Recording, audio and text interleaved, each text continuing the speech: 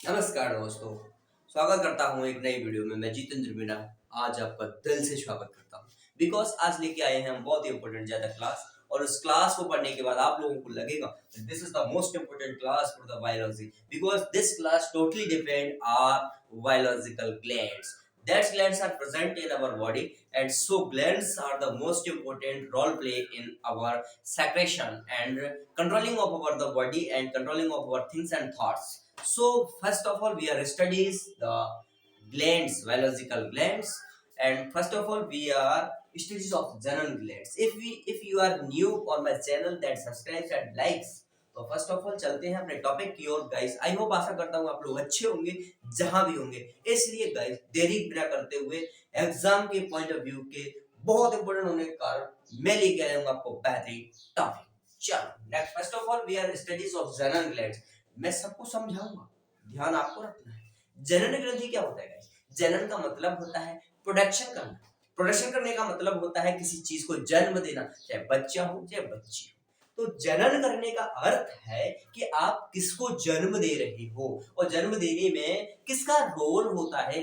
कहीं ना कहीं हमारी जनन ग्रंथि जो होती है वो रोल प्ले करती है दोस्तों, बच्चों को जन्म देने का, बच्चों को बड़ा करने का। तो इसलिए जनन ग्रंथि से जनन हार्मोन निकलते हैं।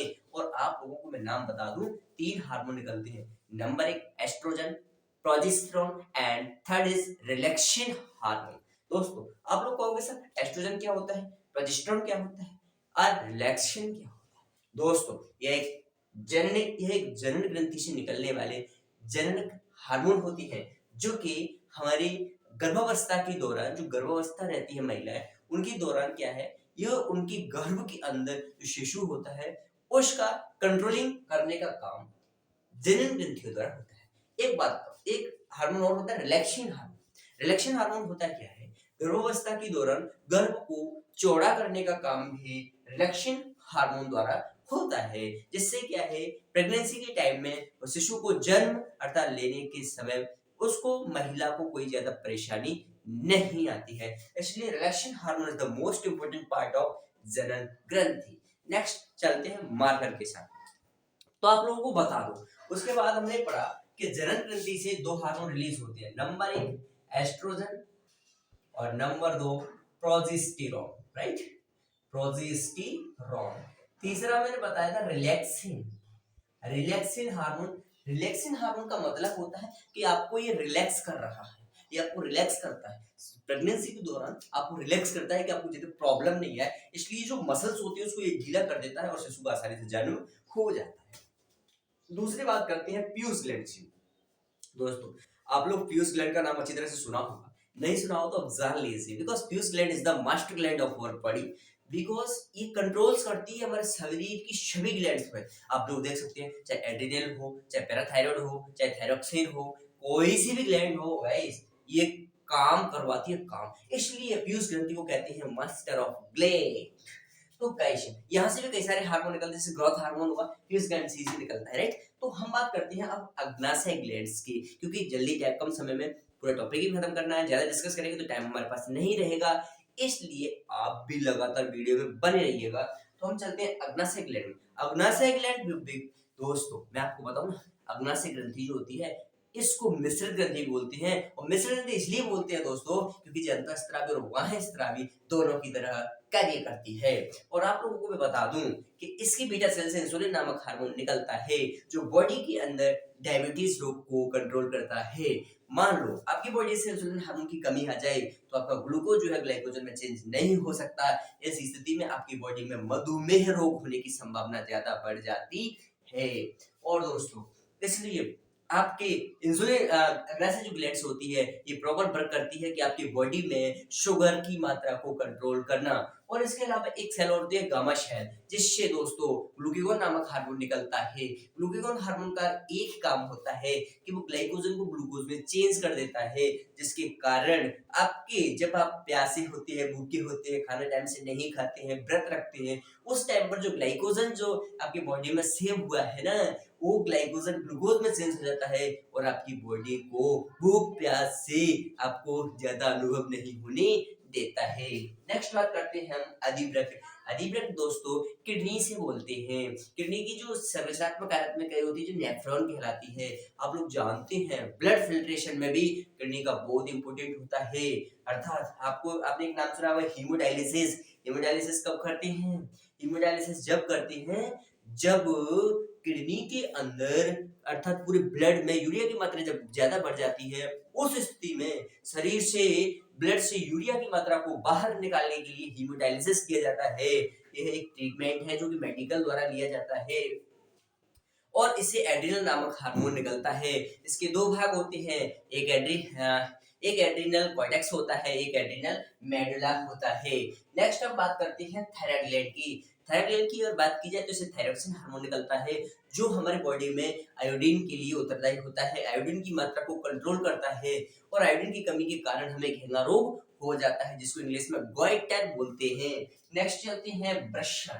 वृषण अर्थात टेस्टिस। आप लोग जानते हैं वृषण जो पार्ट होता है वो सिर्फ मेल के अंदर पार्ट होता है और वृषण से टेस्टिस, वृषण जो उसको इंग्लिश में टेस्टिस बोलते हैं और इससे टेस्टोस्टेरोन नामक हार्मोन सीक्रेट होता है और टेस्टोस्टेरोन हार्मोन जो सीक्रेट होता है वो नर को विपरीत लिंग की प्रति आकर्षित करने तथा जनन करने के लिए प्रेरित करता है। नेक्स्ट हम बात करते हैं मधुमेह डायबिटीज। इसकी बात हम अग्नाशय ग्लैंड में कर चुके हैं जो कि एक मिश्रित ग्रंथि होती है। उसमें हमने देखा कि मधुमेह जो होता है वो ब्लड में शर्करा की मात्रा को नियंत्रित करने का काम करता है क्योंकि जो इंसुलिन हार्मोन होता है वो ग्लूकोज को ग्लाइकोजन में चेंज करता रहता है।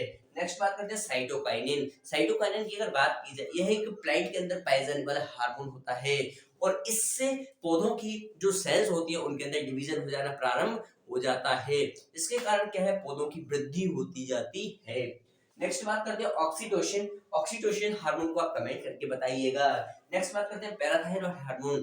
दोस्तों पैराथायरॉयड हार्मोन जो होता है ना वो थायराइड हार्मोन के नीचे एच आकार की होती है जो कि दो जोड़ी में पाई जाती है और आप लोगों को बता दूं सबसे मुख्य कार्य होता है इससे पैराथायरॉक्सिन नामक हार्मोन रिलीज होता है जो कि बॉडी में कैल्शियम की मात्रा को नियंत्रित करती है। नेक्स्ट बात करते हैं हम फेरोमेन। फेरोमेन हार्मोन एक ऐसा हार्मोन होता है जिसका मुख्य कार्य होता है गंध वगैरह को एक तरह से सेंस करना तथा विपरीत लिंग के प्रति आकर्षित पैदा करना, यही फेरोमोन हार्मोन का मुख्य कार्य होता है। दोस्तों मैं बहुत बारीकी से आप लोगों को बता रहा हूँ, प्लीज लाइक कर देना। उसके बाद में हम बात करते हैं एड्रेनलिन हार्मोन की। लाइक भले मत करना, क्लास देखते रहो क्योंकि नॉलेज सब कुछ नॉलेज होता है, नॉलेज है तो पावर है, नहीं नॉलेज नहीं है तो कुछ भी नहीं है। अब बात करते हैं एड्रेनलिन हार्मोन की। एड्रेनलिन हार्मोन को फाइट एंड फ्लाइट, पहले तो fight and flight, fight and flight. तो एड्रेनल ग्लैंड जो एड्रेनल हार्मोन होता है ना, एड्रेनल ग्रंथि कॉर्टेक्स भाग से स्रावित होता है, इसको फाइट एंड फ्लाइट हार्मोन के नाम से जाना जाता है। सपोज करो आपकी किसी से लड़ाई हो जाती है, उस स्थिति में अचानक आपको क्रोध आ जाता है और क्रोध आने के बाद में आप या तो उससे लड़ने की सोचते हैं या फिर आप उससे भागने की कोशिश करते हैं। इसलिए जो एड्रेनलिन जो हार्मोन होता है वो आपसे कहता है या तो फाइट करो या फिर फ्लाइट कर जाओ। ये दोनों काम करने का काम एड्रेनल ग्लैंड करता है। नेक्स्ट बात करते हैं एपिनेफ्रॉन। एड्रेनल ग्लैंड को एपिनेफ्रॉन भी कहते हैं, यानी एड्रेनलिन का दूसरा नाम एपिनेफ्रिन भी होता है। और आप जानते हैं जो कि एड्रेनल ग्रंथि कॉर्टेक्स भाग से स्रावित होता है तथा एड्रेनल जो ग्लैंड होती है जो किडनी होती है उसका ऊपरी भाग एड्रेनल कॉर्टेक्स कहलाता है, उसका आंतरिक भाग एड्रेनल मेडुला कहलाता है। तो दोस्तों आप लोगों को ये सब कुछ समझ में आया होगा। चलो चलते हैं एक और लाइन की ओर। आप लोगों को बता दूं इसमें वन लाइन फैक्चुअल है कि सबसे बड़ी वाहस्त्राव ग्रंथि क्या होती है। सबसे बड़ी वाहस्त्राव ग्रंथि जो होती है यकृत होती है। सबसे बड़ी अंतःस्त्राव ग्रंथि थायराइड होती है। मिश्रित ग्रंथि अग्नाशय होती है। सबसे छोटी अंतःस्त्राव ग्रंथि पीयूष ग्रंथि मास्टर ग्रंथि होती है। पित्त का कलेक्शन दोस्तों आप जो पित्त निकलते हैं ना उस पित्त का कलेक्शन आपके पित्ताशय में होता है। और पित्ताशय की अगर बात की जाए तो अब पित्ताशय जो होता है यकृत के अंदर पाया जाता है जहाँ पर हमारे जितनी पित्त होती है ना उसका कलेक्शन होता है। नेक्स्ट बात करते हैं कच्चा रस पकाने में, कच्चे फलों को पकाने में आप ऐसी कौन सी गैसेस का आप यूज करते हैं उसका नाम है एथिलीन। एथिलीन गैस एक होती है जो कि एथिलीन एक जो कि गैसीय रूप व्यवस्था में पाया जाता है और आपके जो कच्चे फल होते हैं उनको पकाने का काम करता है। नेक्स्ट हम चलते हैं पित्ताशय। पित्ताशय की अगर बात की जाए दोस्तों, जो कि हमारे लीवर के अंदर पाया जाता है, जो कि 8 सेंटीमीटर लंबा, 4 सेंटीमीटर चौड़ा होता है, अंडाकार होता है, थैलीनुमा पाया जाता है, जिसके अंदर हमारा पित्ताशय भरा होता है। नेक्स्ट बात करते हैं हाइपोथैलेमस। हाइपोथैलेमस दोस्तों, हाइपोथैलेमस ग्लैंड का बहुत बड़ा काम रोल होता है, बिकॉज हाइपोथैलेमस जो होती है ना, शरीर का ताप, भूख, प्यास आदि का नियमित केंद्र होता है। आपकी बॉडी को कितनी गर्मी लग रही है, आपकी बॉडी को कितनी ठंडा लग रही है, ये सब कुछ कंट्रोल कौन करता है मेरे भाई? हाइपोथैलेमस करता है। नेक्स्ट चलते हैं चींटियों में। तो चींटियों में फॉर्मिक एसिड पाया जाता है। कैसे? आप भी बताइए फॉर्मिक एसिड को कमेंट में क्या बोलते हैं फॉर्मिक एसिड को। फॉर्मिक एसिड चींटियों के अंदर पाया जाता है। मान लो ठीक है, छोटी सी होती है लेकिन लाइन से चली जाती है भाई साहब, उसमें भी इसका रोल होता है। और प्लस कभी आपने देखा होगा ना, कभी आपको चींटी काट लेना, आपके हाथ को गोल चकता पड़ जाता है, रीजन है उसके अंदर फॉर्मिक एसिड पाया जाता है। नेक्स्ट अगर बात की जाए दोस्तों, शरीर ताप का नियंत्रण। शरीर ताप का नियंत्रण भी हाइपोथैलेमस के द्वारा किया जाता है। सामान्य तापक्रम शरीर का फ़ारेनहाइट में अगर आपसे कोई पूछ ले तो फ़ारेनहाइट 32 डिग्री होता है। सामान्य तापक्रम डिग्री सेल्सियस में पूछ ले तो उसका डिग्री सेल्सियस में आपका 37 होता है। कीट-बच्ची पौधों की बात की जाए, ऐसे पौधे जो अपने भोजन के लिए कीटों का भक्षण करते हैं, उन्हें कीट-बच्ची पौधे कहते हैं। जैसे बात की जाए nepenthes, drosera, sundew, all are the कीट-बच्ची पौधे जो कि अपने भोजन के लिए अर्थात अपनी नाइट्रोजन की आवश्यकता की पूर्ति के लिए वो कीटों का भक्षण करते हैं। कुछ पौधे अपना अलग-अलग रूप ले लेते हैं, जैसे नेपेंथिस उसका बेस्ट एग्जांपल है। जैसे वो अब बात करते हैं मेडुला ऑब्लांगेटा। भाई मेडुला ऑब्लांगेटा कहाँ होता है? यहाँ होता है मस्तिष्क में। और मेडुला ऑब्लांगेटा दो भागों में पाया जाता है। उसके ऊपरी भाग को पोन्स कहते हैं, उसके निचले भाग को स्पाइनल कॉर्ड कहते हैं, अर्थात जो कि हार्ट बीट, उल्टी और खांसना जो ऐसी अनिच्छा क्रिया होती है जिस पर यह कंट्रोल करता है। नेक्स्ट बात करते हैं pineal gland. Pineal gland is the alarm of our body because when will be eat and कब खाना है, कब सोना है, कब उठना है, all our activities are depend on pineal glands because pineal glands are controls our daily activities routine. So pineal gland are the most important because pineal gland second name is alar glands, right? And Piyush ग्रंथि को English में बोलते हैं pituitary gland. And pituitary gland से 7 hormone release होते हैं। Number 1 ACTH adrenocortex tropic hormone, and TSH thyroid stimulating hormone, and PRL prolactin hormone, and GTH gonadotropic hormone, and endorphin होता है, FSS follicle stimulating hormone, and LH luteinizing hormone. सबसे पहले बात करते हैं वजन। पीयूष ग्रंथि का वजन होता है ओनली 0.5 ग्राम।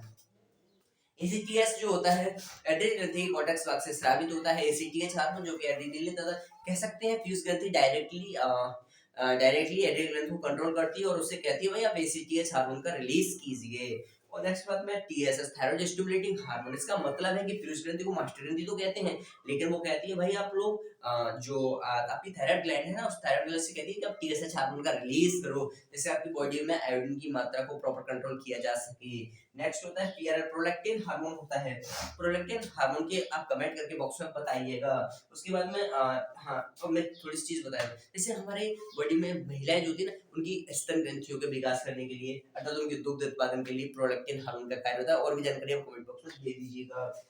एफएसएच और एलएच हार्मोन की बात की जाए तो मैं आपको बता दूं कि जो एड्रिनल ग्लैंड होती है वो एड्रिनल ग्लैंड उसका टीएसएच एंड उसका पीआरएल, लेकिन जो पीयूष ग्रंथि होती है, पीयूष ग्रंथि हाइपोथैलेमस से कहती है कि आप टीएसएच जीटीएच का रिलीज करो। जीटीएच के बाद में फिर वो पीयूष ग्रंथि से कहते हैं कि आप एफएसएच और एलएच का स्त्रावण करवाइए। तो दोस्तों एफएसएच और एलएच भी एक जननांगिक हार्मोन होते हैं।